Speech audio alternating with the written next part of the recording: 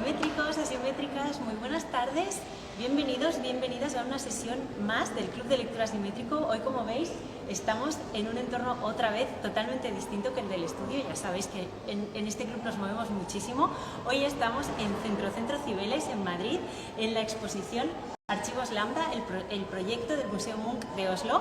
Estamos con Juan Herreros, que está sosteniendo la cámara ahora mismo, pero ahora mismo nos vamos a cambiar y él va a ser el protagonista total de esta exposición. Tenemos el privilegio, muchísimas gracias, Juan, por decirme que sí, por venir hoy, y vamos allá, ¿te parece? Vamos a ver qué podemos ver en esta exposición. Vamos ahí. Hola, buenas tardes a todos. Un placer deciros que sí. Archivos Lambda es una exposición que no pertenece a la ortodoxia de las exposiciones de arquitectura llena de plantas, alzados, secciones y fetiches varios. Es de hecho una exposición que trata de transmitir o de explicar a la gente no tan vinculada a la arquitectura como la audiencia que tenemos hoy. Eso es. Cómo se hace la arquitectura en ciertos niveles de complejidad, cómo se producen las decisiones de diseño y cómo es de importante el trabajo colectivo de todos los agentes que participan. Se llama Archivos porque hemos abierto los cajones meticulosamente ordenados durante tantos años de documentos que normalmente no ven la luz en las exposiciones de arquitectura, y se llama Lambda porque Lambda fue el lema bajo el cual se preservó el anonimato de nuestra propuesta en el concurso, que misteriosamente, de una manera no habitual también, fue tomado por la gente, por los medios de comunicación, y el proyecto se llamó Lambda en Noruega durante años, hasta que ya pasó a llamarse oficialmente el Museo Munch. Nos cambiamos de sitio, vamos a venir aquí.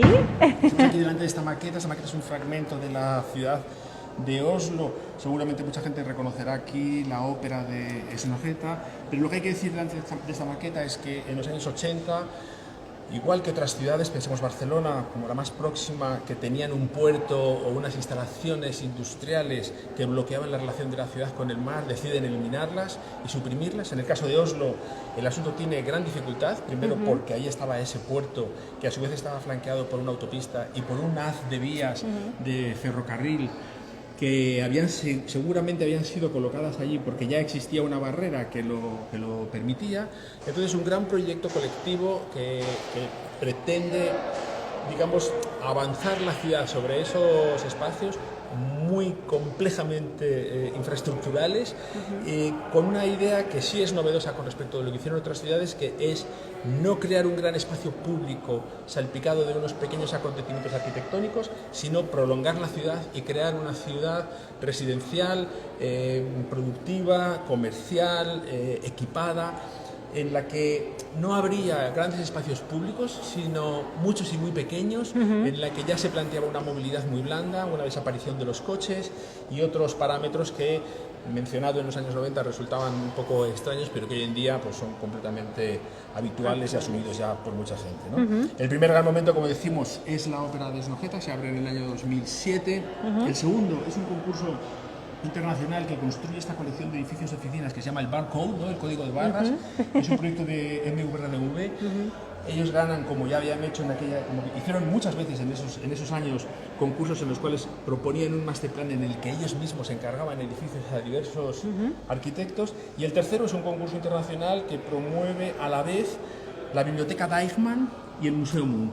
Siguiendo la teoría de que no se trata de una ciudad de monumentos, sino de una ciudad en la que lo residencial, comercial, el trabajo y los hoteles se entremezclan de una manera tan híbrida como sea posible, el Museo Munch llevaba aparejado un desarrollo urbano que completa un poco su territorio y que además tiene una cierta promiscuidad, es decir, que ni siquiera es un edificio público que tiene delante una gran plaza o algo así. Y la Biblioteca de Eichmann tiene igualmente estos dos bloques que son residenciales y comerciales, también para permitir a los arquitectos hacer una idea en la que su edificio estuviera acompañado de otras arquitecturas y que efectivamente no fuera como un diamante incrustado en un magma bruto, ¿no?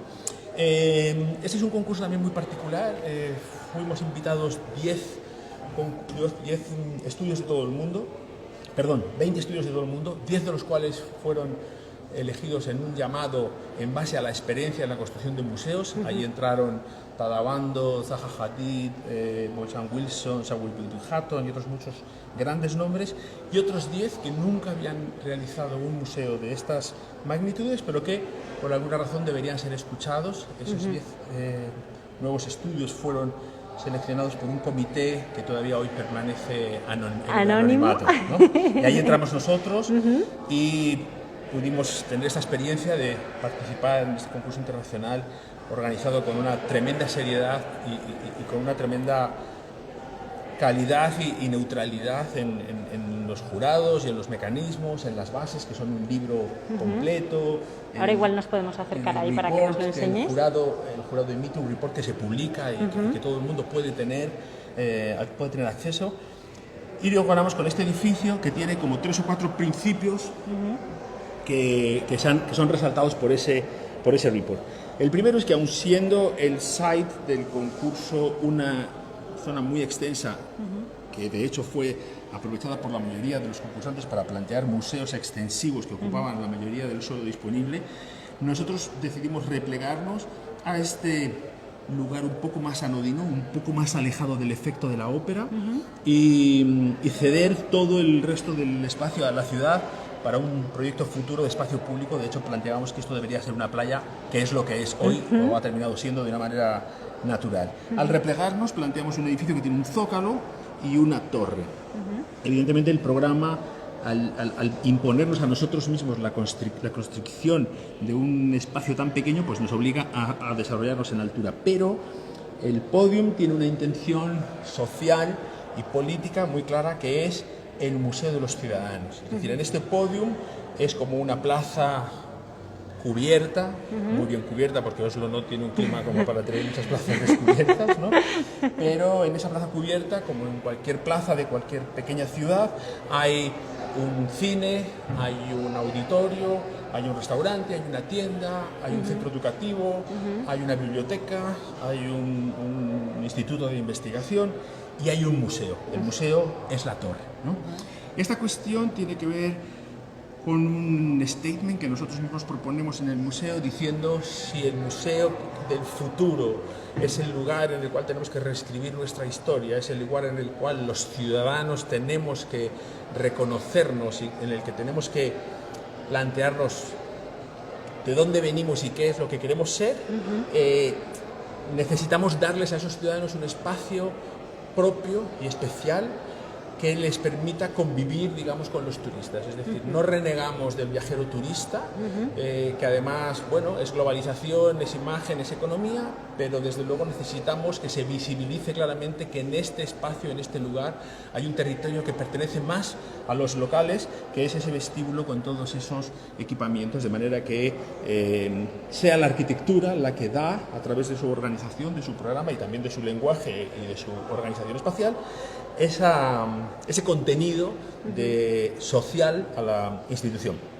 La segunda cuestión es esta torre que nos invita a desarrollar un sistema de circulaciones que recorre en vertical la fachada, casi en prolongación del espacio público inclinado de la ópera. Esto es como una especie de gran plaza vertical, de nuevo indoor, dentro del edificio, desde la cual se entra a lo que llamamos el museo estático, que es un conjunto de plantas de un edificio de hormigón, donde están las salas de exposiciones, pero donde también están las oficinas, los almacenes de arte, los departamentos de restauración. Es decir, que en este edificio todos los usos están entremezclados, están entreverados, y las personas, subiendo por esas escaleras mecánicas en los distintos niveles, van descubriendo una organización interior del museo. Los niños, por ejemplo, ven a la gente restaurar cuadros o ven a la gente clasificar diapositivas y entienden que no es un lugar muerto, que no es un cementerio de arte, sino que es una organización dinámica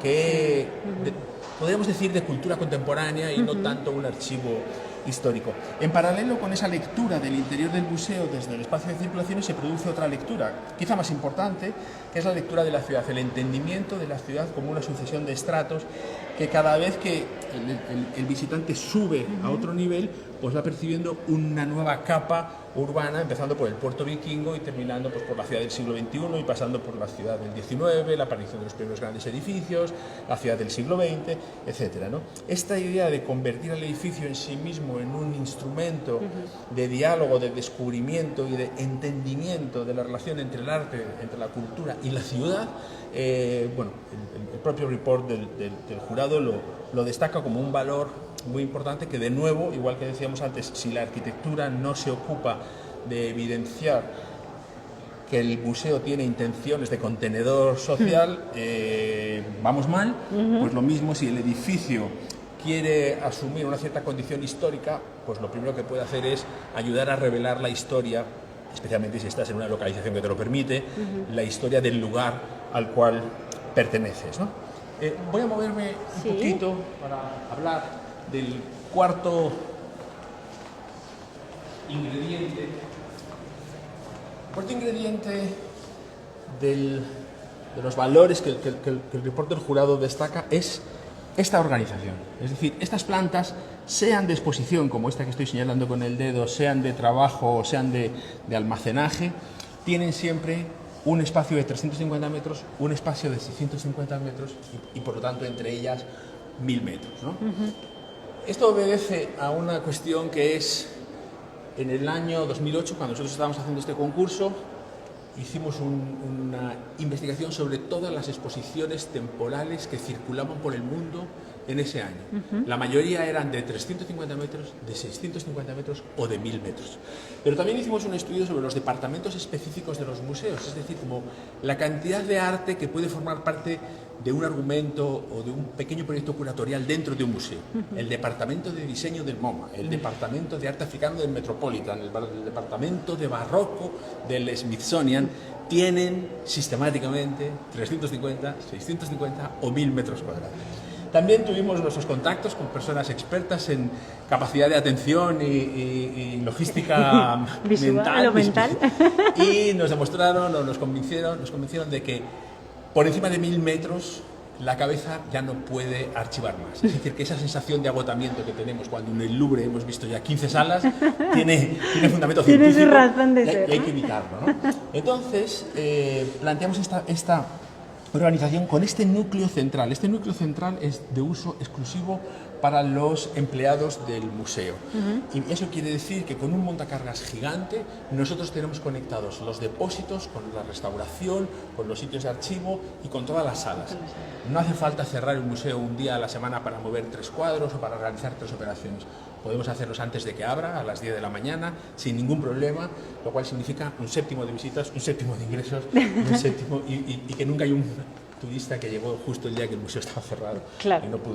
y no pudo entrar, ¿no? Esta cuestión logística de conectar los almacenes con las salas y que ninguna obra recorre más longitud que la que tiene la propia sala y que no hay que llevarla de una sala a la siguiente, reproduciendo un poco también el mecanismo del propio visitante, que no tiene que ir de una sala a otra, sino salir otra vez a la luz, a la estructura metálica, al mundo transparente y ruidoso, subir un piso, tener una buena vista de la ciudad y volver a entrar en el hormigón, en el silencio, en la lentitud. Nos parece que es como el ritual así un poco ceremonioso que este museo pues propone y queremos que forma parte de su sello. El último punto que el report menciona y al cual le dedica grandes alabanzas es una buena lección porque se refiere a la sostenibilidad. Nosotros proponíamos en este proyecto una solución integrada de arquitectura, o sea, de construcción y tecnología muy, muy sofisticada. Lo más sofisticado que se podía tener en ese momento, gracias a nuestros contactos en ciertas ingenierías, y eso fue como muy celebrado. Curiosamente, en 13 años que han pasado, los paradigmas sobre la sostenibilidad han variado 3 veces y el museo ha terminado por ser passive house, es decir, que siendo permanentemente vanguardista ha terminado por ser un edificio que confía plenamente en la arquitectura, en los espesores de los aislamientos, en la ventilación cruzada y en la energía geotérmica que sale del fondo del fiordo para no necesitar la sofisticación tecnológica que le hizo vanguardista en el 2008 y que posiblemente hoy lo habría hecho anticuado. Anticuado, claro. Vamos a iniciar un poco el proceso de diseño.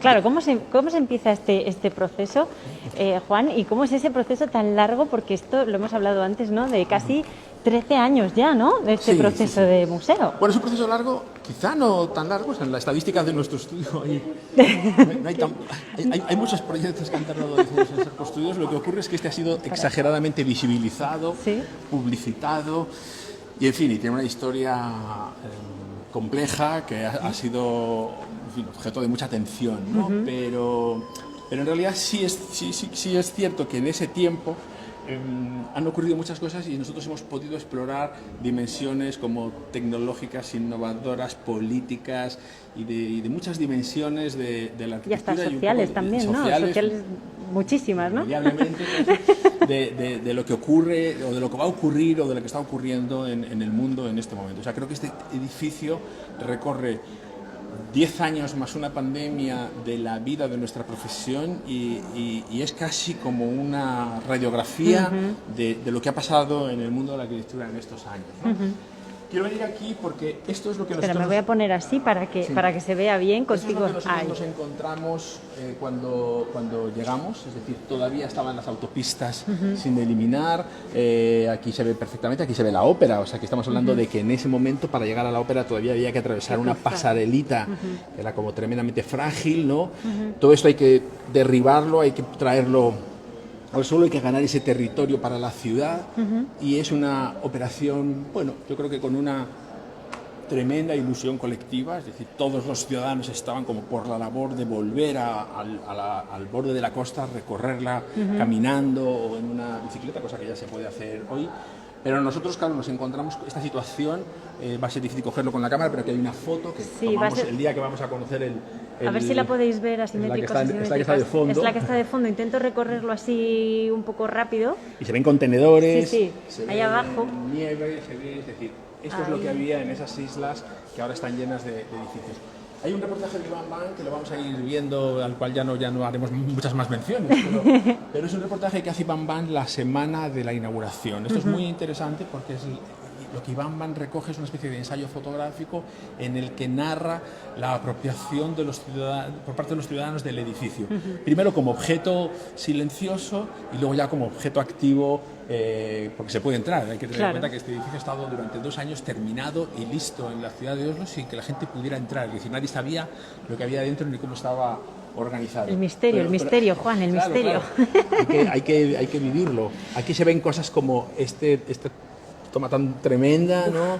de lo que nosotros veíamos cada vez que íbamos allí 2 semanas después, el Barcode en plena construcción, nuestras primeras casetas de obra y bueno, entonces empieza el proyecto. Hay una imagen aquí que es interesante, estas líneas rojas son los commons, es decir, son los lugares de penetración de esa gran promenade perimetral que la ciudad está planeando. Aquí está el Museo Munch y aquí está la ópera, y ahí se ve claramente esta intención de prolongar la ciudad de los ciudadanos, ¿no? Aquí se ve esa densidad alta y esas pequeñas plazas, esos pequeños espacios públicos que se quieren generar en la franja entre la estación, entre las vías del ferrocarril y el terreno ganado del antiguo puerto, que ahora pues está llenando de puentes y de calles que lo cruzan para minimizar un poco su condición de barrera. El espíritu democrático de Noruega obliga a que cualquier proyecto de una cierta envergadura y de un cierto calado público, político, social, sea discutido de una manera abierta y extraordinariamente dialogada, ¿no? En algunos momentos este proceso es árido, hay que decirlo, pero yo creo que nuestra experiencia o nuestro comentario es que no estamos acostumbrados, no entendemos muy bien esta política en la cual no se trata de convencer ni de desplegar tu vehemencia, de imponer tampoco, de lo posible, ¿no? ni de imponer o de dar a entender que los demás no entienden el valor de tu trabajo, sino más bien escuchar, porque posiblemente lo que la gente está expresando pues muchas veces son intuiciones a las que no es tan difícil dar dar respuesta. Pero sí tuvimos que hacer una cosa que me parece importante para nuestros oyentes, que es redibujar el proyecto, redibujar las ideas del proyecto que podían explicar mejor el interés o la razón por la cual las cosas son como son. O sea, por qué nuestro edificio quiere estar en altura, dialogando con otros edificios en altura, pero sobre todo con las persistencias históricas y con el con el actual ayuntamiento, que es un edificio del siglo pasado de la ciudad, el único edificio público en altura. ¿Por qué estamos planteando que los usos expositivos y los no expositivos se mezclan en un recorrido en el que las personas entran en las salas de exposición y vuelven a salir y van teniendo esas visiones, como os he contado antes? Aquí se ve la riqueza de programas que tiene esa sección, donde es casi difícil entender que el museo es solo exposición de obras de arte, la manera en la que se quiere integrar en un proyecto más ambicioso de promenade, ¿no?, a lo largo de la costa, y también con el desarrollo residencial que nosotros proponíamos, estudios porque recibimos nuestras pequeñas críticas o nuestras pequeñas preguntas sobre, pero no va a dar sombra, no va a ser un horror vivir ahí, sino que entonces tuvimos que hacer muchos trabajos de este tipo y muchos estudios y muchos renders que a veces pueden parecer un poco comerciales, pero que tenían como objetivo explicar esta idea de la plaza pública, como la idea de la diversidad de programas, o por ejemplo este, que es un trabajo de Fisher, de un artista, ¿no?, que en ese año, en el año 2009, saca una colección de mapas de ciudades confeccionados con los vectores de las fotos que los turistas suben a internet. Esta es la época Flickr, no es todavía la época Instagram, todavía, ¿no? Entonces, digamos que aquí está la ópera, y lo que hace Fisher es demostrar que la arquitectura contemporánea tiene el poder de convertirse en un landmark arquitectónico, en un landmark, ciudadano, de la importancia del Vigelands Park o del castillo fundacional de la ciudad. Aquí hay unos diagramas que no explicaré con mucho detenimiento porque el medio no lo facilita, pero demuestra una cosa muy importante, que es que el museo del futuro no tendrá más del 40% de su superficie dedicada a espacios expositivos. Es decir, estamos pasando del 70 y pico al 38 en este caso, ¿no? Es decir, aquí tenemos tantas actividades, tantos programas, tanta educación, tanta investigación, tantos nuevos formatos de la cultura y del arte, que realmente exponer obras en las paredes es solo una parte más. Evidentemente, este es un museo que tiene el archivo, el legado de Edvard Munch, y son cuadros o son obras bidimensionales y tiene todo su sentido, pero es entender que este museo, la riqueza y la diversidad, su contenido social y su capacidad de ser realmente un condensador de novedad y de investigación de nuevos formatos del arte, pasa necesariamente por esa reducción, porque esas otras muchas cosas tienen que ocurrir, y esas otras muchas cosas son las que permiten que los habitantes de Oslo tengan que ir al museo muy frecuentemente, porque hay otra performance, porque hay otra pequeña exposición, porque hay otra película, y no tanto para volver a ver una y otra vez la misma colección, que claro, pues tampoco la puedes ver cada 15 días, pero sí puedes ir cada 15 días tienes una buena comida que celebrar o un regalo que comprar. Sí, pero y también el museo como dinamizador también de la propia sociedad, ¿no? Como colector de la misma, Bueno, ¿no? absolutamente, es como un condensador, sí, ¿no? En ese sentido, el restaurante y el bar que están en la azotea tienen un acceso directo que es independiente del funcionamiento del edificio y está abierto hasta la 1 de la mañana, ¿no? Entonces, el edificio realmente es un centro de gravedad de muchas cosas, de la vida social, de la vida cultural, y también como un lugar de encuentro. Hay que tener en cuenta que Noruega tiene un 25% de habitantes con nacionalidad y pasaporte noruego que no han nacido en Noruega. Es un país en el que el 45% de los niños en las escuelas públicas no tiene un pasado noruego, es decir, es una riqueza y una diversidad que tiene que ser asumida y que tiene que ser, en fin, redescrita y digerida por sus propios ciudadanos. Y entonces descubrir que gracias al sistema de reserva informática de las entradas se sabe lo que ha hecho la gente dentro del museo, a qué hora ha entrado, a qué hora ha salido y qué ha hecho, pues hemos descubierto que el 35% de las personas que han venido al museo tienen menos de 35 años, que muchas de esas personas han venido al museo 2 y 3 veces, que una cantidad significativa han visto la colección, pero luego han vuelto porque han querido ver otras cosas, y que no es exclusivamente un museo, digamos, típico de hacer una visita de 4 horas, acabar exhausto y irte a tu casa o a tu hotel, sino más bien eso que tú comentas de un lugar casi como una especie de gran plaza mayor tridimensional de Oslo, ¿no? Bueno, aquí vemos fotos de Iván, más o menos, mira, aquí se ven ya personas el primer día de la apertura del museo. Vamos a ir. Vamos por el otro lado. Sí.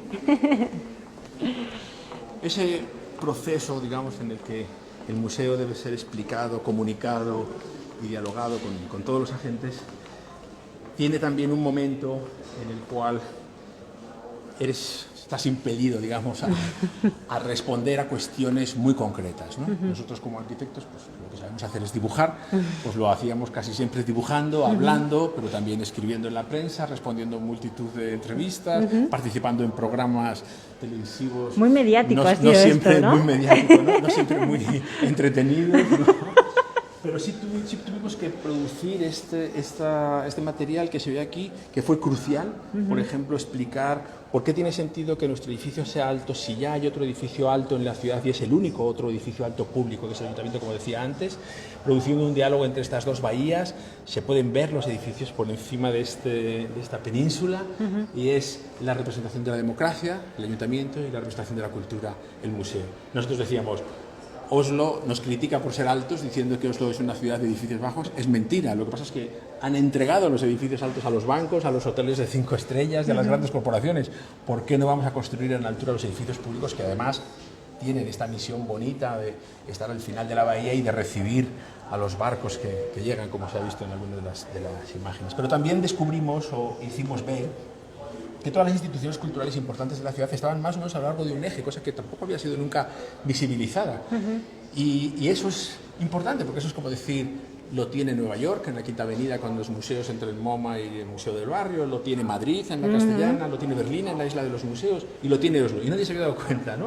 O, por ejemplo, estos otros dibujos en los que nosotros justificábamos y explicábamos la posición de nuestra torre como aquella que no bloqueaba ninguna vista realmente importante entre elementos históricos o entre, digamos, observatorios o promontorios que eran utilizados normalmente como para ir a ver una buena vista de la ciudad. Esos son dibujos de los que hicimos muchos, de representar sobre imágenes de cómo estaba la ciudad entonces nuestra pieza, para entender que no estábamos, digamos, perturbando tanto el horizonte. Hicimos un trabajo muy exhaustivo sobre los museos en altura, sobre los diferentes museos en altura que hay en el mundo, ¿no?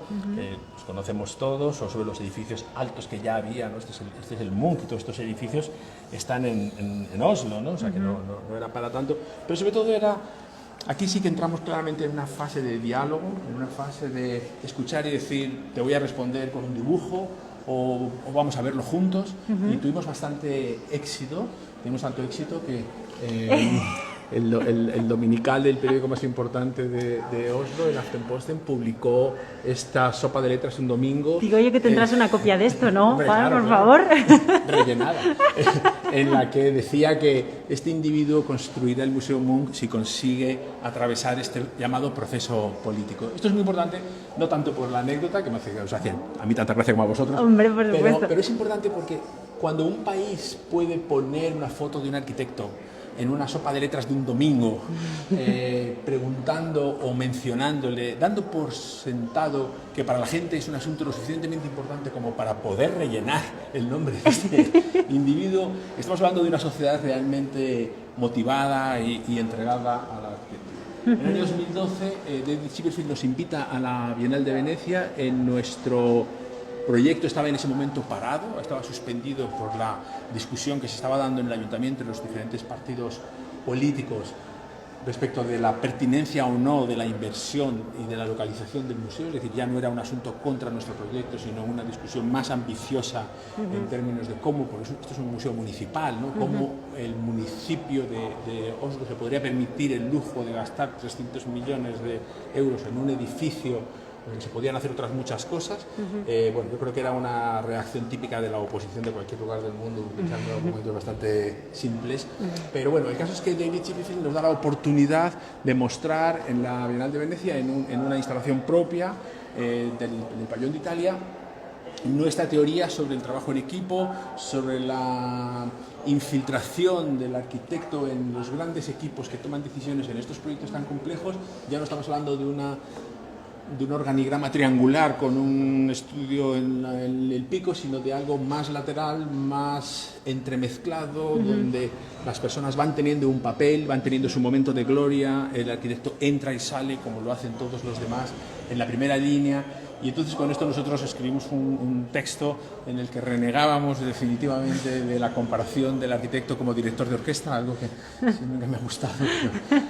Ya en este momento lo enterramos definitivamente. Lo terminasteis de rematar, ¿no? Diciendo que nos sentíamos mucho más próximos también por momento histórico y por diversión a un DJ que a un director de orquesta. Y entonces aquí están todos los samplings que tenemos que hacer. Hay más de 100 personas implicadas en ese momento, luego han acabado siendo muchísimas más. Aquí hay unas cartas de apoyo que de una manera muy generosa escribió muchísima gente para defender el proyecto y para animar a los políticos y a las instituciones de la ciudad a que tomaran la decisión de no interrumpir el proceso. Aquí está Olafur Eliasson, está Mikko Heikkinen, está Terence Riley, está Stephen Hall, ¿no?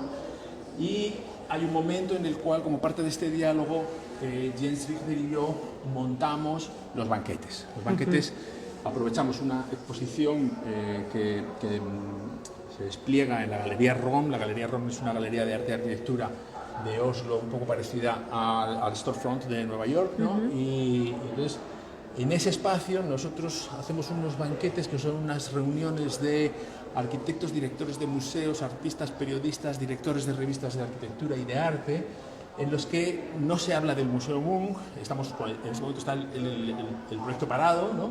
Sino que hablamos de la cultura como una infraestructura urbana, hablamos de las relaciones entre arte y arquitectura, hablamos del verdadero contenido de las instituciones que queremos y las instituciones del futuro.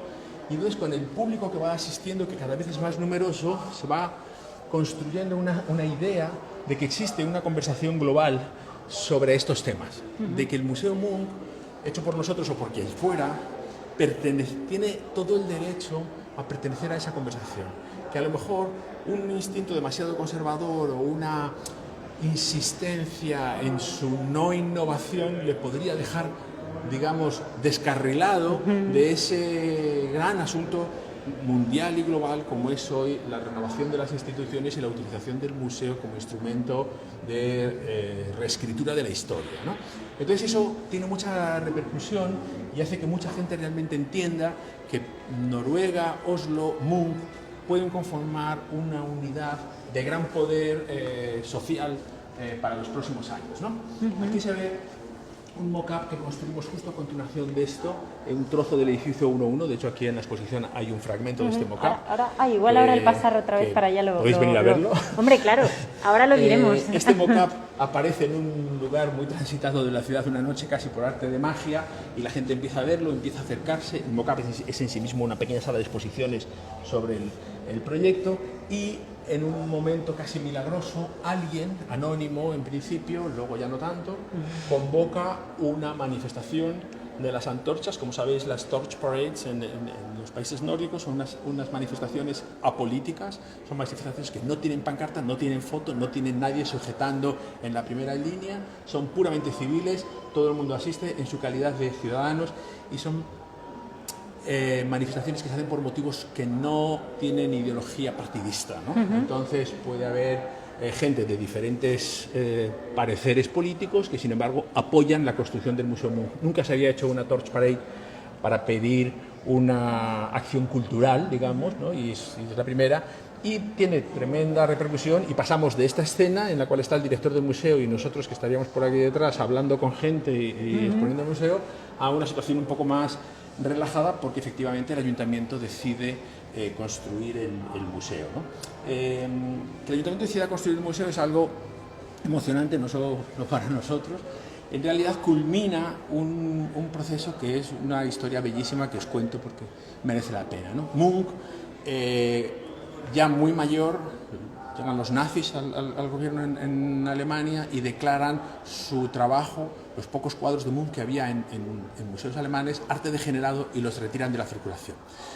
Luego los nazis invaden Noruega y lo primero que hacen, entre otras cosas, es también retirar la obra de Munch, declarándola arte alejado de los ideales arios, ¿no? Munch se asusta muchísimo, con razón, y tiene mucho miedo de que descubran toda su obra, porque Munch vendió muy pocos cuadros a lo largo de su vida, vivió muy bien vendiendo obra gráfica y no se tenía por qué deshacer de los cuadros. Entonces, él hace un testamento en el cual le pide a unos coleccionistas industriales que escondan los 2.800 cuadros y los 20 y pico mil.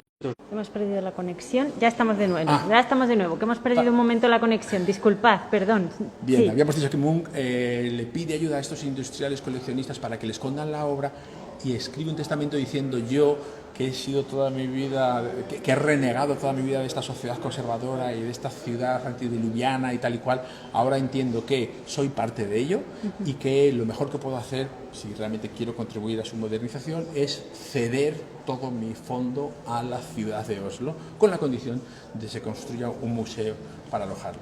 Ese museo es el museo Munch de hoy. Ha habido otro por el camino que no reunía esas condiciones. Sí, que era además un poco provisional, ¿no? Era Más provisional, entre y comillas. que es un museo que está apoyado por mucha gente. Hay una mención muy importante que es la colección Stenersen, el señor Stenersen, que este es como su heredero, que desde el principio apoyan y ceden, prometen ceder toda su colección al museo el día que se haga, como así ha sido. Bueno, aquí tenemos la maqueta, podemos darle una vuelta. Sí, vamos a darle una vueltecita a esta maqueta. No la hemos hecho porque lo estaba yo... Es el único elemento convencional de una exposición de arquitectura que tiene.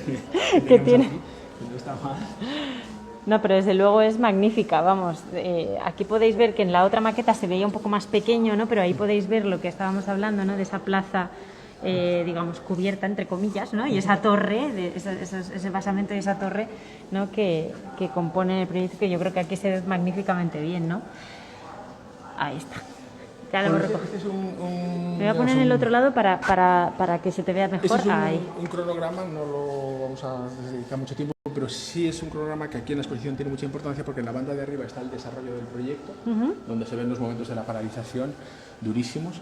Hay otra banda en la que cuenta qué es lo que nosotros hicimos al mismo tiempo, de manera que se puede entender el valor experimental que tuvieron muchos de nuestros encargos y de nuestros proyectos, como hicimos muchos montajes de exposiciones, hicimos varias galerías de arte, hicimos varios estudios de artista, siempre buscando como esa proximidad experimental para probar cosas que queríamos desarrollar. Y luego digamos, el desarrollo intelectual de los libros, los comunicados, los artículos, los textos, los workshops que produjimos para afianzar el asunto del Museo Munch, pero sobre todo para proponer esta idea del Museo de los Ciudadanos como un modelo del futuro, ¿no? Yo creo que podemos... Luego vamos a la parte más... Espera, que voy detrás de ti. Bueno, aquí tenemos esta instalación que me has contado antes, ¿no? Que son todas las noticias en las que va saliendo, ¿no? Vais saliendo vosotros. Estos son cortes del telediario, ¿no? Aquí se nota claramente. Ahí está. Bueno, es que no se ve muy bien por los reflejos sí, y estas cosas. Esto tenéis que venir a verlo en directo. Da una cierta dimensión de la intensidad y la frecuencia casi, no sé, iba a decir diaria, pero de 3 veces a la semana que el museo era objeto. Pero esto es casi inédito, ¿no? Juan, esto es inédito. O sea, ¿cuándo se ha visto que un edificio o tal salga tan polémicamente mencionado en los telediarios? Sí, bueno, ¿no? yo creo que nunca, afortunadamente, no todo es polémica. La polémica se concentra en esos primeros años. Sí. Es cierto que la interrupción política a la que he mencionado, como no es arquitectónica, no nos afecta. Nos afectaba solo en el sentido de que si decidían no seguir con el museo tendría consecuencias para nosotros, pero no teníamos que participar en eso, pero sí en la primera parte, en la parte del diálogo, que fue muy, muy importante. Quiero hablar un poquito ahora de la construcción. De la construcción, eso es. Bueno, esta no es una exposición para arquitectos, pero el caso es que hemos empapelado aquí una pared con detalles constructivos y hemos traído uno de los cuadernos de obra, ¿no? En realidad esto es para entender y para explicar a la gente. Voy a hacer una toma así para que os hagáis una idea de la pedazo de pared llena de detalles constructivos que hay aquí. Obviamente no nos podemos parar en todos porque el tiempo aquí es limitado, pero bueno, sí nos gustaría hacerlo, pero tenéis que venir a verlo. Pero bueno, la intención es transmitir que los arquitectos y las arquitectas no paramos en nuestra intención de diseño y en nuestra intención de dar a los proyectos un contenido intelectual, ideológico, político, cuando se trata de poner o de resolver una carpintería o de plantear cualquier cuestión estructural, sino que en ese momento seguimos haciéndonos permanentemente la pregunta de si somos así, no podemos hacer esto, no podemos utilizar este material, no podemos utilizar esta madera si no sabemos de qué bosque viene o cómo ha sido transportada, no podemos utilizar este aluminio si no es reciclado. Al final hay cosas muy interesantes, como varias de estas imágenes remiten a la utilización en la construcción del museo de tecnologías procedentes de las industrias asociadas a la extracción del petróleo. Esto es un compromiso que nosotros mismos nos inventamos, ¿no? Porque Noruega emite en el año 2010 un comunicado en el que dice que va a dejar de extraer petróleo del polo en el año 2040. Entonces, se le echan encima las industrias que se dedican a construir plataformas o otros recursos infraestructurales asociados al petróleo. Entonces nosotros hacemos esta demostración de que con los sistemas de cimentación y de pilotaje submarino que se utilizan podemos pilotar nuestro edificio, de que con los encofrados deslizantes con los que se hacen esas obras tremebundas en el norte del país se puede construir esta pieza que, por cierto, me gustaría ver si tenemos suerte, se ve, bueno, si estamos casi llegando al final, pero ahí se ve este encofrado deslizante que en 33 días, construye todo el cuerpo estático del museo. Es decir, todo el cuerpo, es decir, que estuvieron 5 años discutiendo si lo hacían o no, y luego en 33 días tanto tiempo para luego se lo encontraron, de un mes casi. Se lo encontraron hecho. Pero la construcción yo creo que a todos nos gusta y nos emociona, y tenemos estas imágenes aquí casi para decir que como que había una cierta belleza en los momentos progresivos de levantar el edificio, y que las visitas de obra en cierto modo eran como una visita a un lugar que tenía algo ya desde muy al principio, ¿no? Aquí se ve no solo el encofrado deslizante, que ahora está en el vídeo en el momento perfecto, ahí está, perfecto, sino una primera obra de arte que se realiza en el interior de ese gran volumen vacío, donde Peter Larsen trae a 2 cantantes que, utilizando el eco del hormigón, compone y ejecutan una pieza que solo se hizo una vez y que está en internet, se llama The Void, y que os animo a ver. Aquí hemos hecho una selección de materiales casi para demostrar toda esta cuestión de la reciclabilidad de los aluminios, de los aceros, la utilización de los linóleos orgánicos o de las maderas de los bosques bien tratados y de los transportes bien ejecutados. También como reflejo de la innovación, es decir, de cómo este edificio se nos ha prestado, nos han permitido hacer cosas por primera vez, innovar junto con industrias que han querido aprovechar la oportunidad para plantear cosas muy novedosas, y en ese sentido, pues bueno, es una gran satisfacción como haber participado de esta situación, como decía antes, que no somos los directores de la orquesta, sino casi a veces como los acompañadores o los posibilitadores de ciertas novedades que, bueno, posiblemente ahora están incorporadas a los catálogos y a los proyectos de muchas de estas compañías, ¿no? Mira, Juan, tenemos una pregunta. Nos pregunta HGC Arquitectos, nos dice: a lo largo de un proceso tan complejo, ¿qué aspectos de la propuesta inicial cambiaron? Bueno, curiosamente la morfología del proyecto era muy poderosa, creo, en la solución inicial, y por lo tanto, aunque ha cambiado de proporciones y de anchuras y de alturas en la final, por motivos relativos a este proceso, no se nota tanto. Entonces la gente dice, no ha cambiado tanto. Pero por dentro sí ha cambiado mucho, porque sí tuvimos muchos interlocutores que fueron demandando y organizando el interior y los programas y los recorridos. Y es ahí donde se ha producido esa reducción de las salas de arte progresiva en favor de otros usos. Entonces, para mí esa es la transformación más importante, porque aunque nosotros mismos en el concurso ya planteábamos que el museo tenía que tener un eminente contenido social capaz de inscribirse en la vida cotidiana de los ciudadanos por abrir muchísimo la oferta, en las conversaciones que tuvimos, escuchando las demandas de todos estos grupos, eso se acentuó muchísimo, y no era tanto porque ellos demandaran que el museo fuera más social, éramos nosotros los que entendíamos que detrás de eso había un contenido Había- social que la gente que nos lo pedía no lo estaba entendiendo, porque se centraban solo en sus hijos o en las personas mayores o en la facilidad de reconocimiento de ciertas cosas, pero por dentro el museo realmente cambió mucho. La planta baja es muy diferente, la organización de los 3 primeros niveles, la ubicación del restaurante es completamente diferente, la biblioteca, ¿no?, que está aquí, que es una de las piezas que se ve aquí.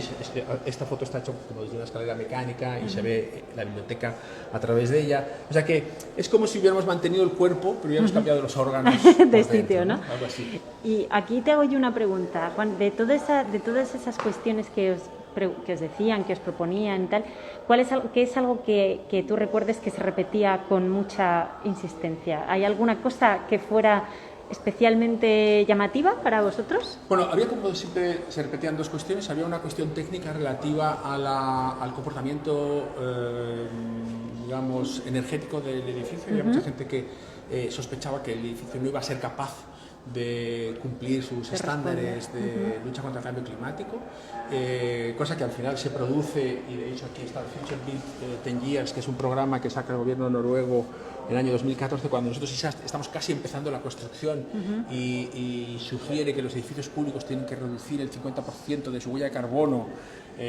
A partir de ese momento nosotros estaríamos fuera de esa ley porque pertenecemos al periodo anterior, pero somos solicitados y seríamos capaces de entrar en eso para poder convertir el edificio en el estandarte de ese programa, y lo hacemos, lo cual a su vez genera un cambio de la fachada transparente que teníamos en el concurso por una fachada de aluminio perforado, que es esta que se ha colocado finalmente, que es aluminio reciclado y que controla la radiación solar y que asegura, ¿no?, está en estos diagramas que de nuevo tuvimos que volver a dibujar de una manera comprensible por cualquier persona, el funcionamiento del edificio, para explicar ese cambio de la fachada y para explicar que sí respondíamos a ese requerimiento. Las peticiones de la gente, digamos, más de a pie, claramente tenían que ver, eran más psicológicas, creo yo, y tenían que ver con el deseo de que el museo fuera como muy receptivo, quizá tratando de eliminar una sensación elitista que suelen tener los museos, y entonces todo el mundo preguntaba cómo se va a entrar, cómo se va a comprar la entrada, dónde va a estar el grito, que era como ¿dónde va a estar la Mona Lisa o lo que sea. Y tal, ese tipo de cosas. Al final eso nos ayudó muchísimo a entender que realmente la gente quería que se cayera definitivamente ese telón de que a un museo, y especialmente un museo tan sofisticado como el arte de Edvard Munch, por mucho que sea su artista nacional, es algo realmente complejo, ¿no? Que se cayera, como decía antes, ese visillo al suelo y aquello fuera lo suficientemente abierto. Y eso decretó que no hay desk, no hay un sitio donde se compran entradas, no hay colas, tú entras al edificio pero todavía no has entrado al museo, no estás exigido de saber o de entender, todo te lo van a contar con mucha claridad. Eso, por ejemplo, a la gente le preocupaba muchísimo, la orientación. Luego hubo muchas preguntas de facilidades para las personas mayores. O sea, realmente es curioso, ¿no?, cuando a la gente realmente se le pregunta qué es lo que quiere.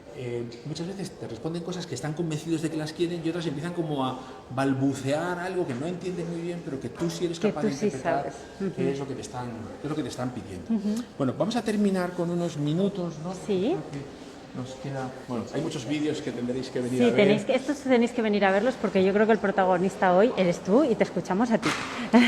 Bueno, en esos vídeos estamos guapísimos todos. Hombre, mira, otra pregunta dice anticiclo, ay Dios mío, que ahora llegan todas las preguntas juntas. Anticiclo permanente pregunta: ¿cómo crees que ha impactado este proceso de documentar y archivar este proyecto en los demás que se hagan desde tu estudio? Bueno, antes no he querido explicarlo con mucho detalle, casi quizá por pudor. En esa tabla comparada están todos los proyectos que se han hecho en nuestro estudio en este tiempo, ¿no?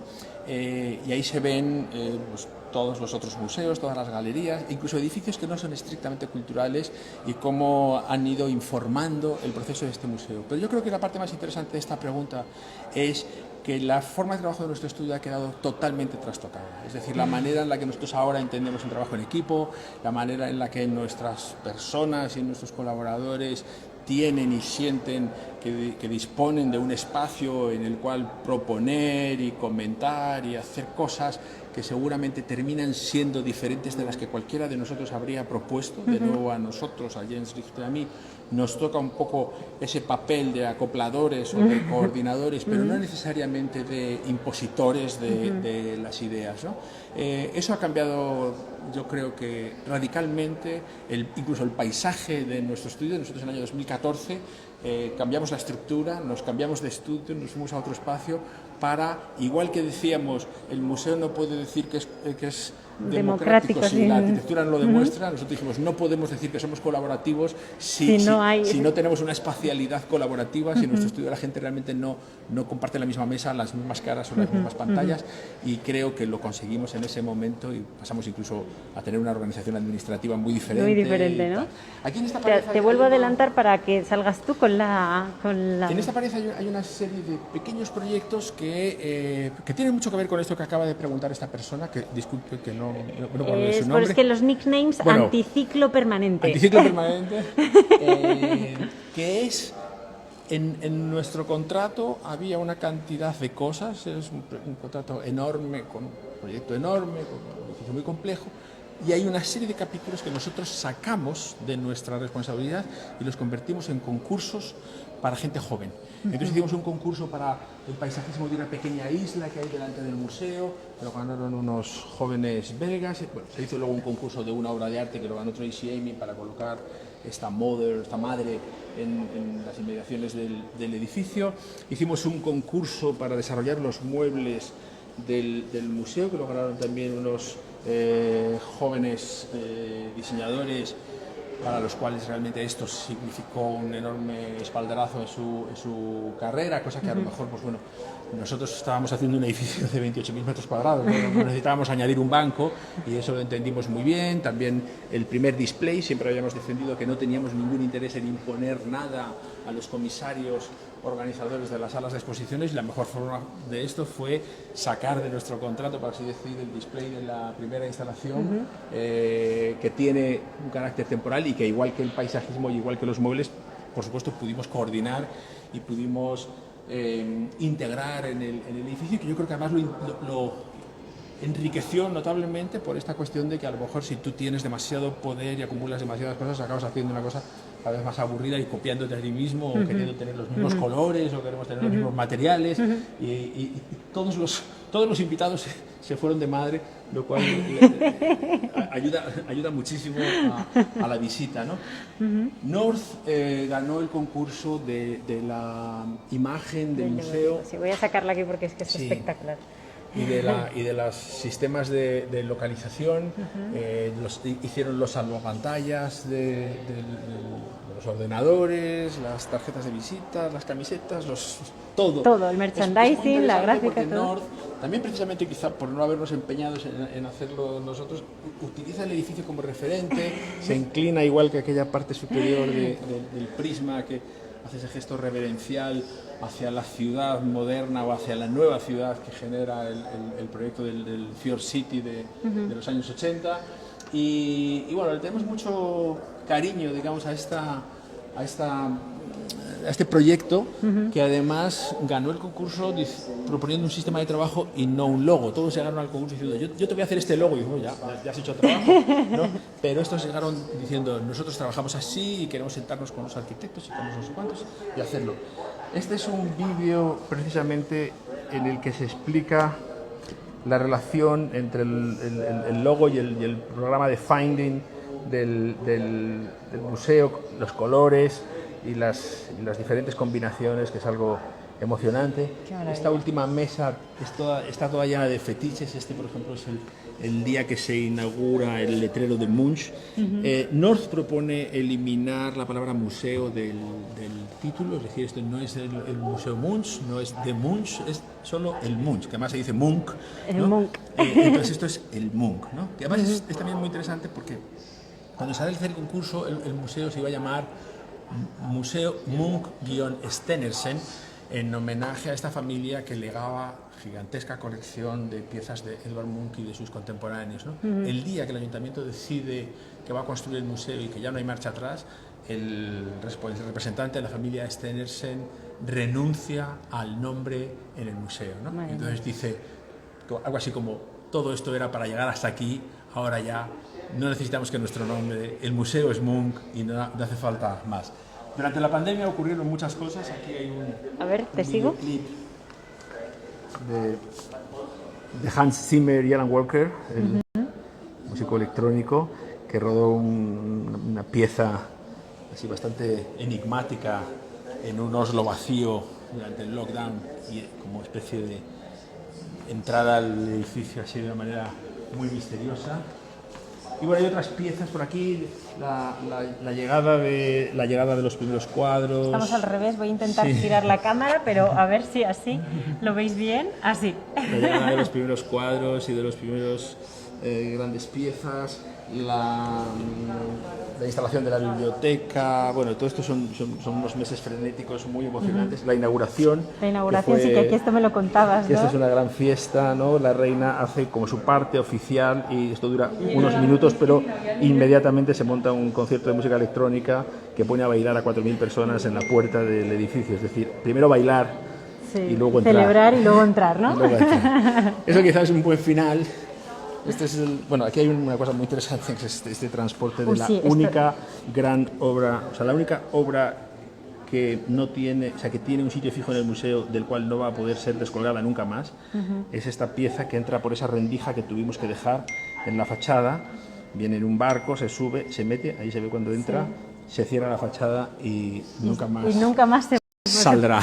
Nunca más saldrá. Y por último, el gobierno hace un sello del edificio. Esto es algo realmente, bueno, es como muy, no sé, emocionante, tener este sello de la Unión Europea. Me voy a acercar ahí para que lo veáis bien, porque es inédito, ¿no, Juan? Es inédito, esto ya está agotado, es un objeto de colección porque fue consumido rápidamente por los fetichistas de la filatelia.